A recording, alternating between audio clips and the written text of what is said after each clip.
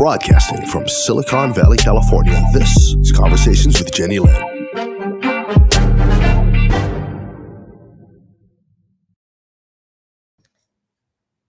You are watching Conversations with Jennylyn, and today I have a very inspiring guest for you. His name is Kottke. Daniel and I met at KMVT many years ago while he was on a panel discussing the Steve Jobs book, or they were correcting what was wrong in it. So today I want to share Daniel with you, and we will be discussing various aspects of his life. Welcome to Conversations with Jennylyn, Daniel. Thank you, Jennylyn. We can discuss the Steve Jobs conundrum. Right, we can do that. So you were involved in Apple in its formative years. Do you want to share with us how and the part you played at that time? It's a long story, but Steve Jobs and I were best friends at Reed College as freshmen, and we had a mutual interest in spiritual literature and other topics of the day, including psychedelics. That was what people were doing in the early 70s. And then Steve and I ended up going to India together for 4 months in 1974. That was our search for enlightenment in the Far East. And then the next year we went to the All One communal farm in Oregon and harvested apples. So we were fasting on apples as a fruitarian diet experiment. So apples were in the air. And then the next year, it was 1975 was the year that the Altair came out, and Steve Wozniak jumped all over that and immediately built his own computer, which turned into the Apple I. But Steve Wozniak was working at Hewlett Packard, not an entrepreneur particularly. In fact, not an entrepreneur really at all. He loved his job at Hewlett Packard. It was Steve Jobs who said, I think we can sell this. And really? So that was the birth of Apple. And in the summer of 1976, I camped out all summer on the couch at the Jobs family home, building Apple I's during the day and helping Steve with various tasks. So I was the first part-time employee of Apple. So you call the book The Conundrum. Do you want to tell us why? Well, Steve was a very complicated person and caused a great deal of grief in my life at a certain point in time, at multiple points in time. Although as the decades have gone by, I'm more charitable towards his memory now. And mostly, when people ask me, I say mostly I'm sad that I lost my best college friend. Yes. Anyway, Walter Isaacson, in his big biography of Steve Jobs, he does a great job telling my story in a way that it had never been told, if anybody wants to look that up. And I'm now starting to finally work on my memoir, starting with college years. So we can make sure that we get it on Jennylyn's schedule when it's done, that you will be returning on the Conversations with Jennylyn to talk about it. Of course. My guests. So Daniel, you've done so many amazing things. You were involved in the formative years and the formation of the Apple company, and you've since gotten a law degree. In the 90s, yes. And now you are the general partner at Cobb's Management Partners. Is that correct? That was Cobb Mountain Partners. That was the Hoburg's Resort project, which we sold in 2014. But the whole process was so traumatic. I still haven't updated my LinkedIn. I really should. But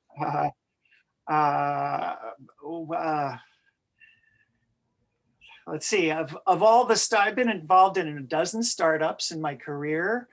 And the last one in 2008, I was doing a company called Fast Movie, which was online video hosting, kind of like YouTube, but for amateur filmmakers. Yes. And that was promising, but it didn't get funded. And so I spent 2 years, at least I didn't lose money.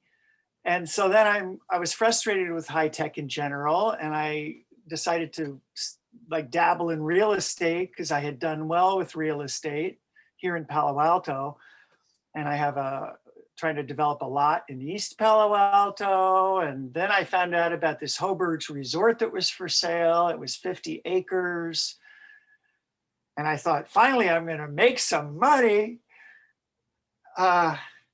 It's a long tale. We could have a whole show about about Hoburgs. Anyway, let's see. What I'm still recovering from that. I lost all my money. I had borrowed $1 million against my house. We sold the property for cost. That was good. Sold it for cost with a deferred balloon payment, and then the whole property burned to the ground in the wildfire of 2015. Yeah, 90 buildings burned to the ground. And so I was no longer the owner. There was insurance money, but the new owners were just completely overwhelmed. They had their own loss, and they defaulted on the debt to me, and I could have sued and won, but they gave the property away because they couldn't deal with it. So I'm so sorry. Well, I'm over it now. It's only money. I was in danger of being homeless or losing my home up until last year because I had this huge debt and I didn't have enough income to refinance. And thank you, Steve Jobs, that Apple stock did very well in 2019. And although I didn't have a lot, the growth was enough to save me. So I'm feeling grateful. That's what we have to do, right? I think that we always have to keep gratitude in the forefront. Yes. Even for the challenges, because they're supposed to teach us. So, I feel that we have a lot more survivor skills in our makeup that we recognize sometimes. Survival is a good thing to be reminded of. Yes. So wait, so in one more sentence, I can finish. So at the Hoburgs Resort, we had 90 buildings, 160 rooms. We were going to open a corporate retreat center as the business model. And we had a huge main lodge, but it was very run down. That's why it was so cheap. But I was the engineer on the project. So I was doing the electronic card key system and the electronic door locks and the power monitoring for all the cabins and the solar thermal spa controller, all the technical stuff. And I was really happy with that job. But the project so I spent years researching all the things I was going to do.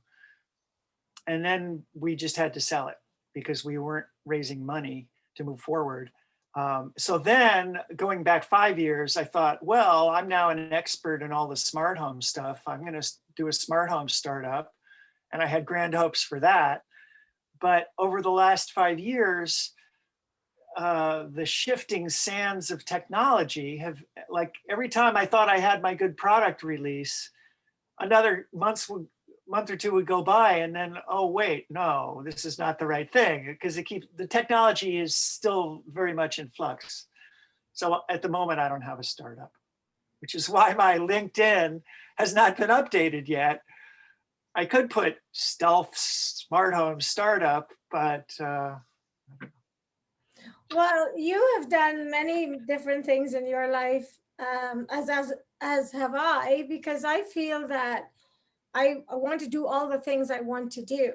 Have you done everything that you had on your bucket list to do in your lifetime? no one's ever asked me that. I never had a bucket list.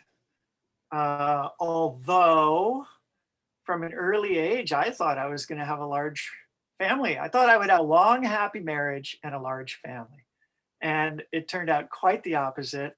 I have 2 children, but both of those relationships were just spectacular failures from a relationship point of view. I don't know what to say, but that's kind of why I ended up in law school, because I didn't get visitation rights to my son. And I was a father's rights activist in the early 90s. And that was kind of pathetic. And it still is. And what I was saying 15 years ago is gay parents have a better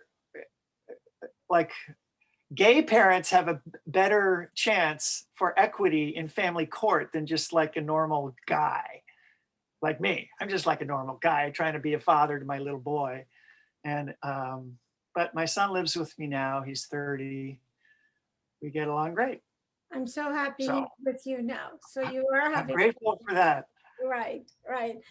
You know, sometimes we have an idea for our lives and we can work toward accomplishing that. But because it doesn't only involve our decisions and our choices, sometimes the outcomes can be complete opposite of what we had in mind. And so Sometimes, yes. learning to go through life with an open mind, because I feel like when you have too many plans, you can oftentimes set yourself up for disappointments. And What's those the are quote? The those famous quote, man plans, God laughs. exactly. But so you also had a television show. You've Yeah. also produced television. Tell us about your TV show. The best part of the story is how it started. So it was my good friend Galen, who I had he was my musician friend, and we had a band called Kottke, and I give him huge credit for making me into a performing musician. Wow. And he was at Harbin Hot Springs around the turn of the millennium in the year 2000. Probably taking psychedelics in the hot tubs there. And he had a brainstorm to, in Palo Alto at the local media center, he had friends who had a show called Regular People. Did you know that show? No, I didn't. I'm sorry. Well, it was about regular people. There was no theme to the show. It was just random interviews with people. I like it. It's open. It's like mine, Conversations with Jennylyn. It keeps it open. Yeah. So anyway, so Galen was affiliated with that show loosely. And then when he's in the hot tub late at night, he had a brainstorm and he thought, wait a minute, we have a left brain and a right brain, and the left brain is linear and the right brain is creative and holistic. Why don't I have a television show that has both sides of the brain? So his show had two, just like we have two windows here, his show was divided left and right, and the left side of the screen was a left brain discussion of philosophy. To, a discussion, talking heads. And the right side, which was simultaneous, was creative, somebody doing art, somebody improvising music, somebody dancing. Okay. And which is a funny idea, but in practice, it was hard to pull off because you have two sets and the director has a very hard job switching back and forth. Probably what they should have done is a split screen and had both, right. But they didn't have that. They didn't have that capability, I guess. And so anyway, that show, that was called The Next Step, and it ran for 4 years. But then in 2005, Galen's girlfriend left him and he was disconsolate and all he wanted to do was leave the country. And but he had the show running. So he looked around and I wasn't running away fast enough. So he handed the show to me. And I had no aspirations to have a show at all.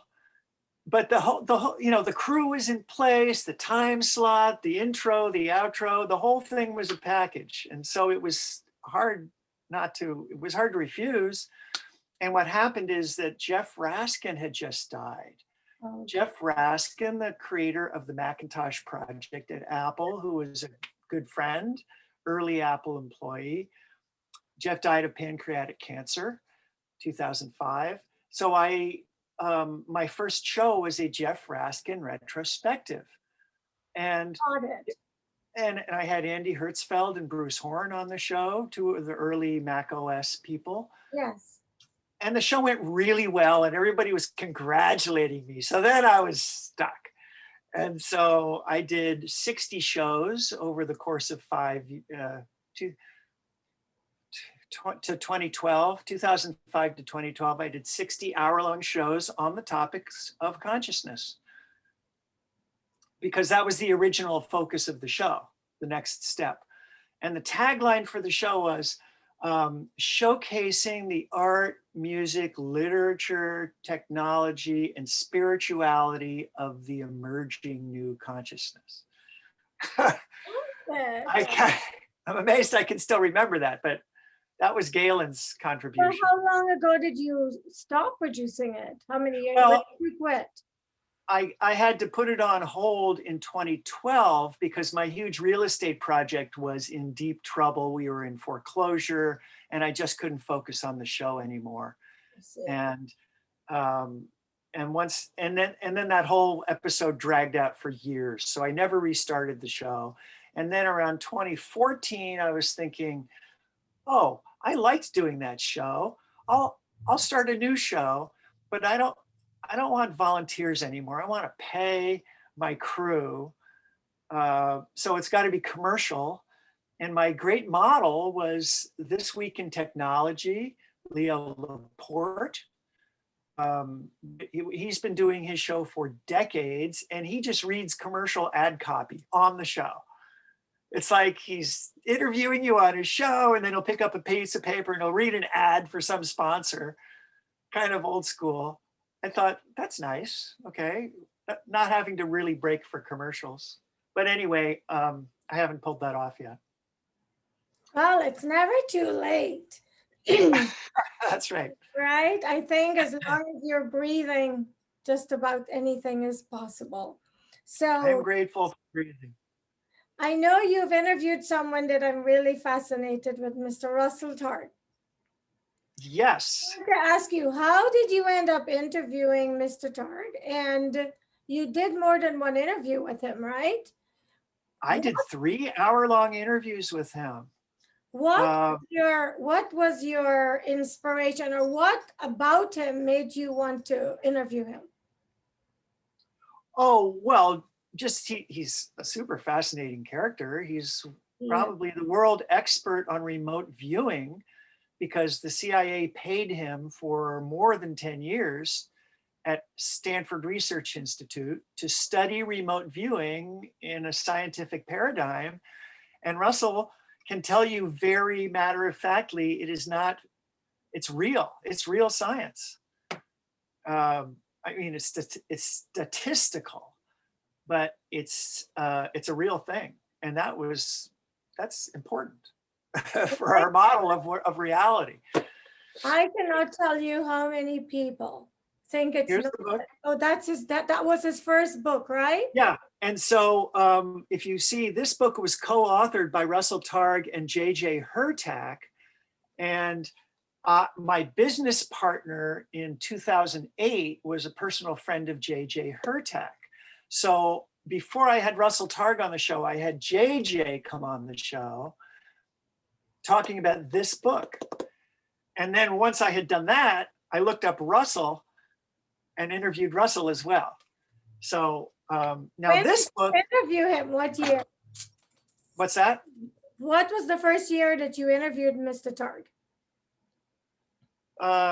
Maybe 2009. Okay, 2009. And then subsequently, Russell came out with 2 more books. Right. And for each of those books, I did a show with him talking about the book. Now, this book is not about remote viewing. This is about fearless living in troubled times. That's the subtitle. Now. I know, it's highly relevant. But it's what it's talking about is spacious, what's the right, it's Mahayana Buddhism. It's living beyond space and time. That's what he means by living fearlessly. And that's a big, and Russell's a Buddhist, and so that's a big topic of his life's work. And once you understand that remote viewing is real, it really, it has unescapable conclusions for what your model of consciousness is. So Amit Goswami, do you know who he is? No. Amit Goswami is a world-renowned quantum physicist. He was at the University of Oregon. He's retired now, and he's written a series of books. And he is well known for being perhaps the most credible quantum physicist who is saying physics as we know it with quantum physics, we know it works. We can do amazing things with technology, but we still don't have an integration with what we think consciousness is.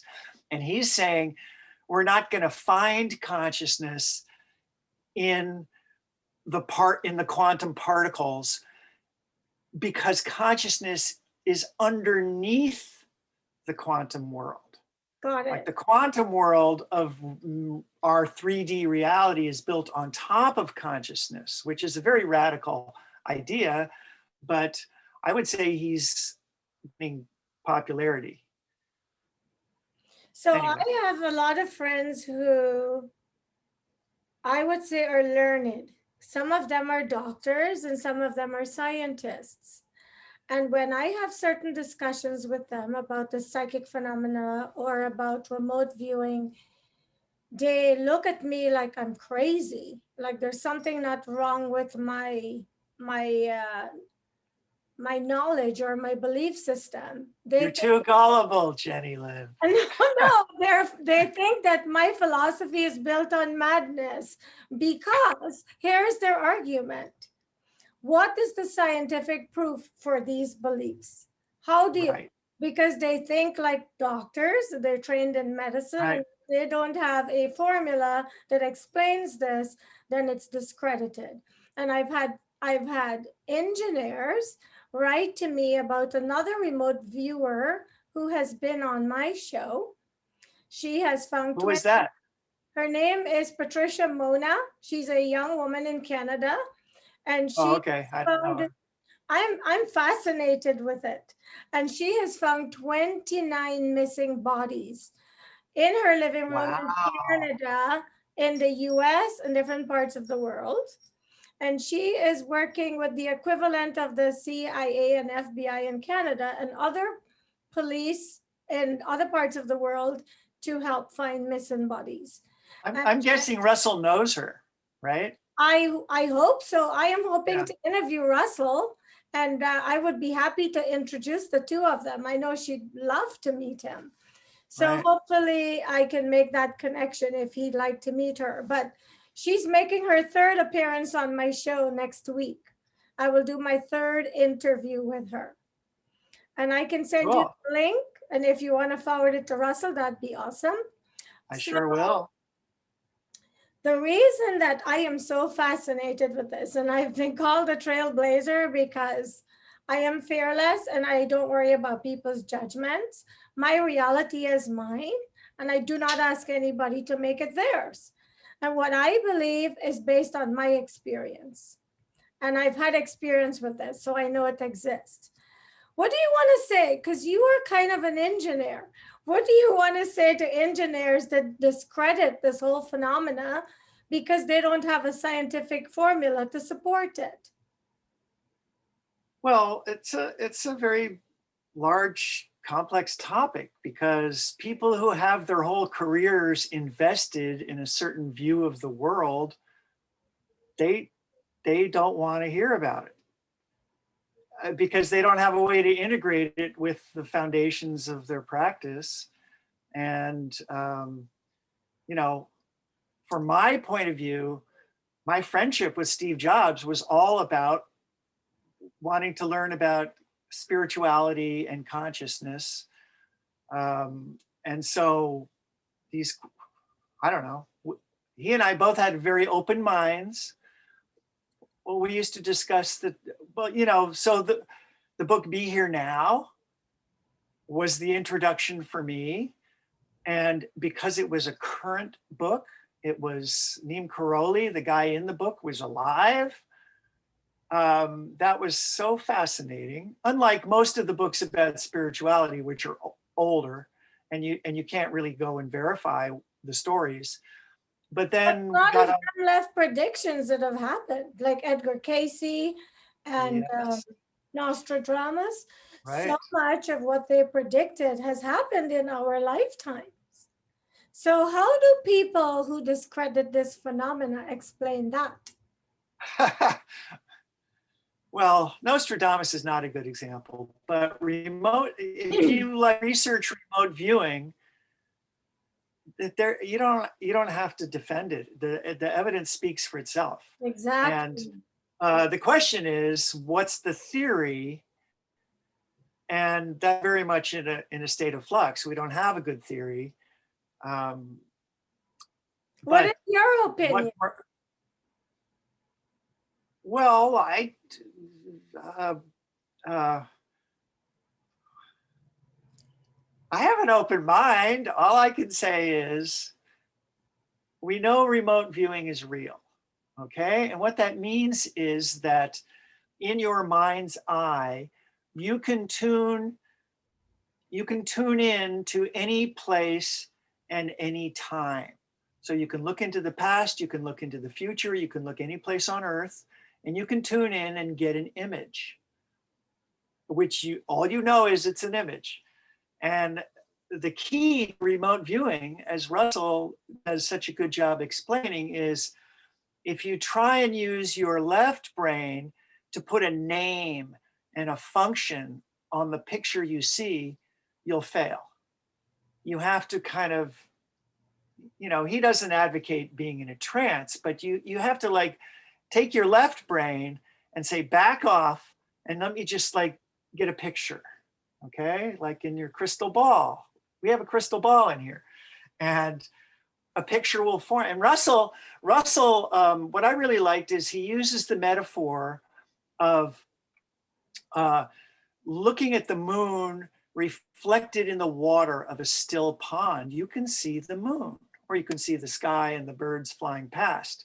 Mm-hmm. If the water is rough, rippled, you won't really see much. So your mind is the mirror, and it has to be completely still for that image to form, which is a great metaphor, which is why so Neem Karoli Baba, to give an example, Neem Karoli Baba, the guru of Ram Dass, and the guy in Be Here Now, he was very clairvoyant. That's what I find so fascinating. And he never talked about it. He never talked about how he did it, but he did it over and over and over again, hundreds and hundreds of stories. And but he was always doing a kind of Ram meditation, which is like, it's a mantra meditation like Hare Krishna or Om Mani Padme Hum. And so that was Maharishi Mahesh Yogi. He's the guy who brought mantra meditation to the West. And it works. It works to calm your mind. Mm-hmm. Anyway. Yes, because I think that's the problem we have as humans, which is why so many of us question all the different phenomena that we can't explain, because the average person has a difficult time quieting their mind completely. And yes. I have just learned to meditate. And since I learned to do that, I've been a happier person because I can focus better and I can handle things that happen to me in my life in a less of a knee-jerk way, like I used to in the past, that never really served me. Right. So I think it's wonderful when you are more open and aware, because I feel like when you're closed-minded, you block a lot of things that you would really enhance your life if you would be open about them and allow them in, you know? Yeah. So what is the one thing you learned from Russell that was like a real aha moment for your personal life? Well, I wouldn't say it was an aha moment, but after interviewing Russell a number of times and reading his books and getting familiar with his life's work, it's easy to be convinced of the reality of remote viewing, which is clairvoyance by another name. And that just opens the door to so many things. Now, similarly, years before that, I read Brian Weiss, Many Lives, Many Masters. I read that too. And that, I didn't even know what to think. It's a very compelling, his life's work is very compelling, all his case stories. And then you think, well, what the hell is going on?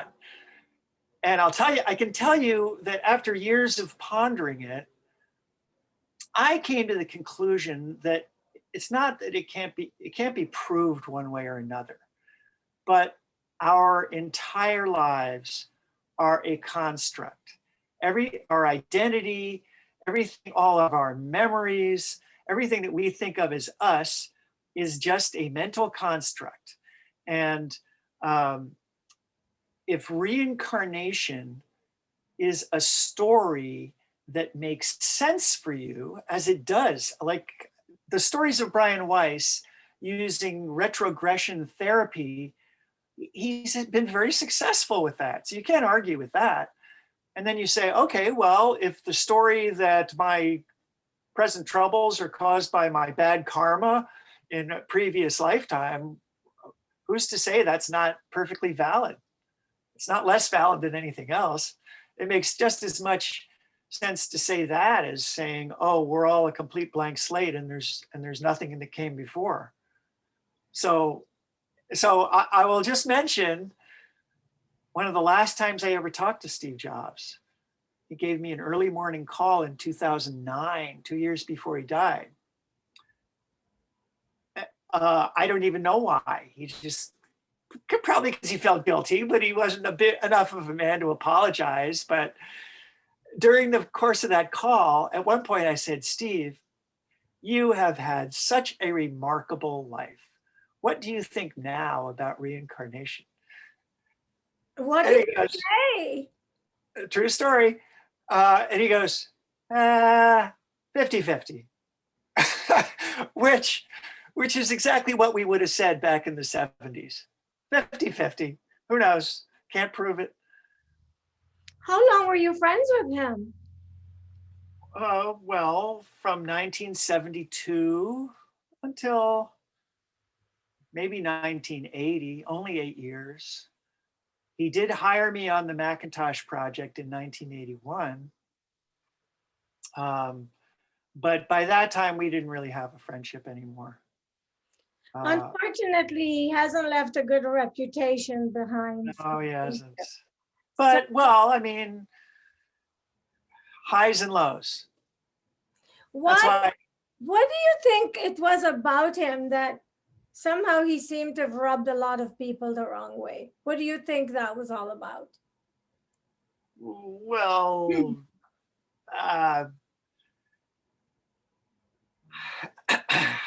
Steve, you can read the story, and when Steve found out that he was adopted at age 5 and the neighborhood kids taunted him saying, oh, that means your parents didn't love you. That was traumatic for him. Of course. It's not traumatic for all adopted kids, but in Steve's case, it was a big deal. And the very first time he earned money working for Atari, he spent $1,000 or more with primal therapy.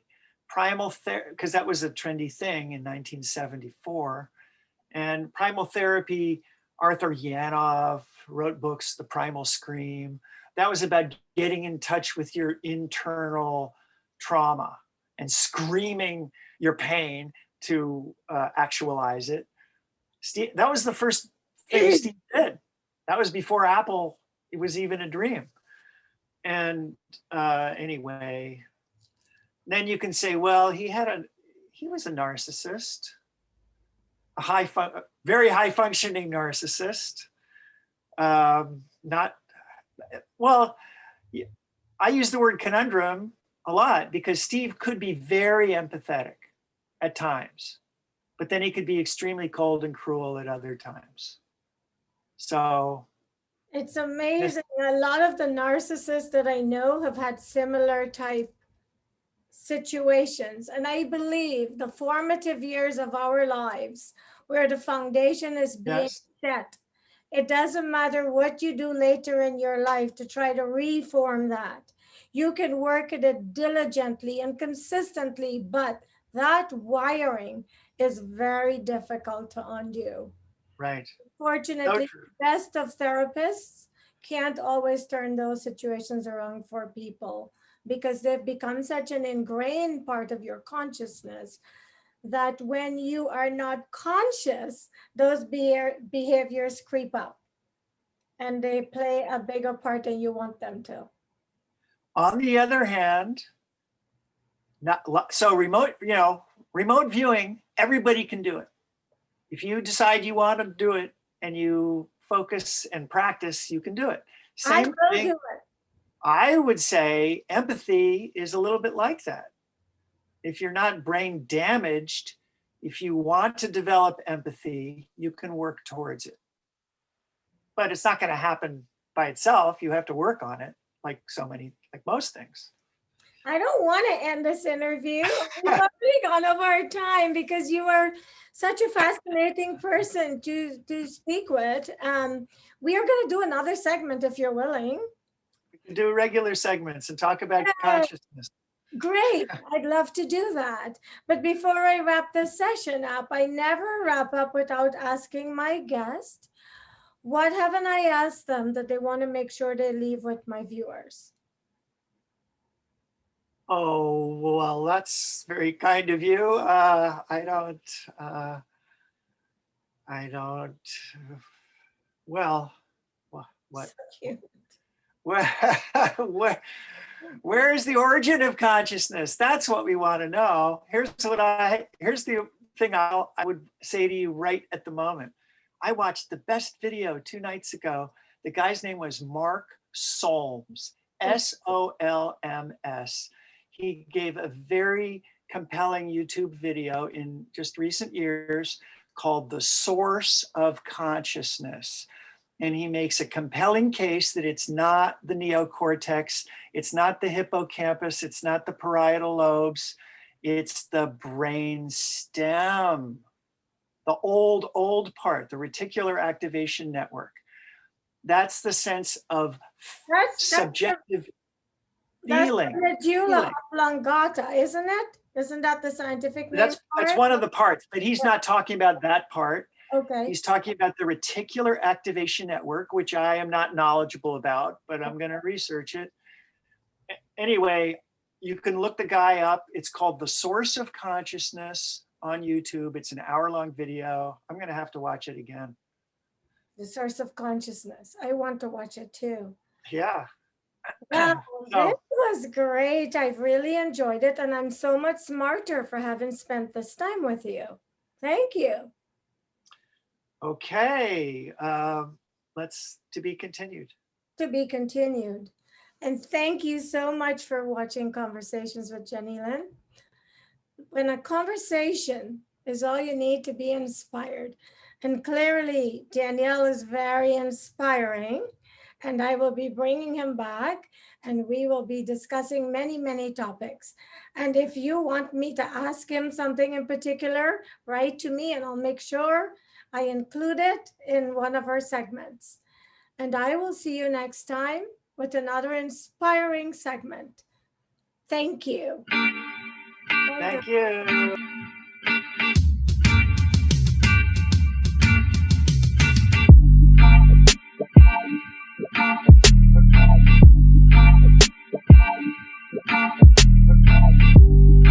Broadcasting from Silicon Valley, California, this is Conversations with Jennylyn.